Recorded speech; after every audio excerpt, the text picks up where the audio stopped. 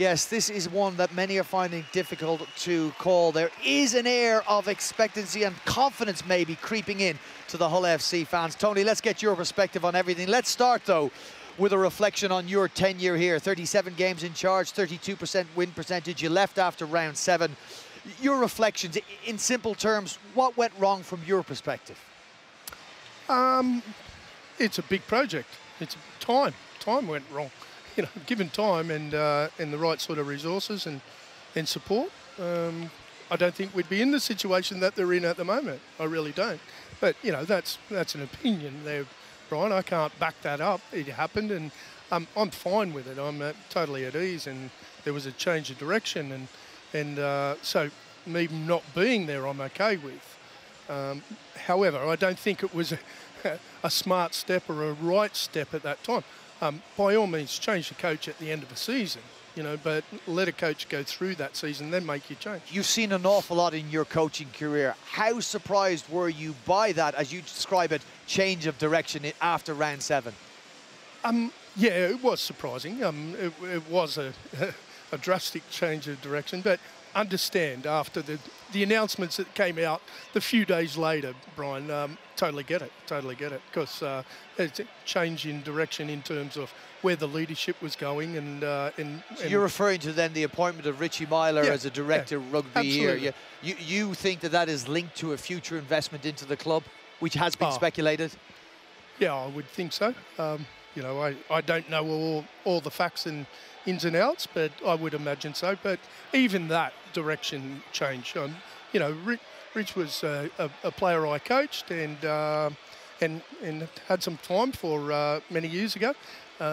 However, I'm not sure that we would have been the right sort of partnership to get these guys to where they need to be and this club to be where they need to be. But just for clarity, you were not given that option. You were not told, we're going to get Richie Myler as director of rugby, would you like to stay on? No, right. That was part of the remit, I would suggest. Okay, in interviews that Adam Pearson did after your departure from here, he said one of the problems we've had at a club is we haven't got enough out of high-profile, inverted commas, and expensive signings. I'm paraphrasing here, but he was suggesting that some of the imported players in particular, and maybe marquee players, were not delivering.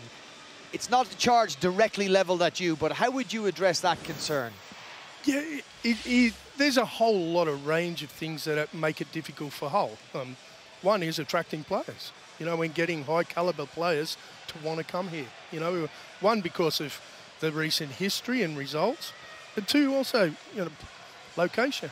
It is a difficult one. When you're trying to get players to come over to England, many of them have got friends and other teammates around Manchester, Leeds, those kind of areas. And they want to be around that sort of network. It's hard to get some of them to come to this part of the world. People from Hull love Hull. I liked Hull when I worked here. I really do. Oh, you don't have to persuade me. I love living here. Yeah. But does that surprise you in any way? You're a Hull local, that one of the obstacles that a head coach in a Super League club willing to sign a hefty check, he's got to persuade him about the locality? Yeah, I think it is a challenge, you know, convincing players to come to Hull. Yeah, I think there's a lot of comfort blankets based around the northwest and Leeds for overseas players to come. But I think one of the big challenges is when you're at a club like Hull that aren't going so well at the minute, is because of the commercial side of the NRL, Hull have to pay above the odds for players that just wouldn't cut it a few years back. And you have to pay an excessive amount on your salary cap to people who you're still not certain whether they're going to do the job for you. An example would be Shane Richardson's been over here, and he's been offloading players from West Tigers. He's rumoured to be offering Jayden Sullivan out at 180k a year. Now, in a salary cap sport, he's played 35 NRL games, Brian.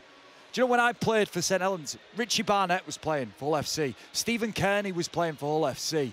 You know, Mark O'Meally, Jason Smith, Craig Fitzgibbon, Jason Smith. Now, if we want to talk about the incremental change in our competition and clubs like Hull and like Leeds, look at the quality of those marquee players and the value you get out of them. One player I would mention is Jake Truman. Like, he's brought in to do a job, and it's just not worked. Well, what's your assessment on Jake Truman? Because that's a man we believe on marquee money, who's had injury. He's been bedeviled by injuries. There's no getting away from that. That's been the problem for Jake, and for probably the time that I was there, he wasn't on the field much, you know.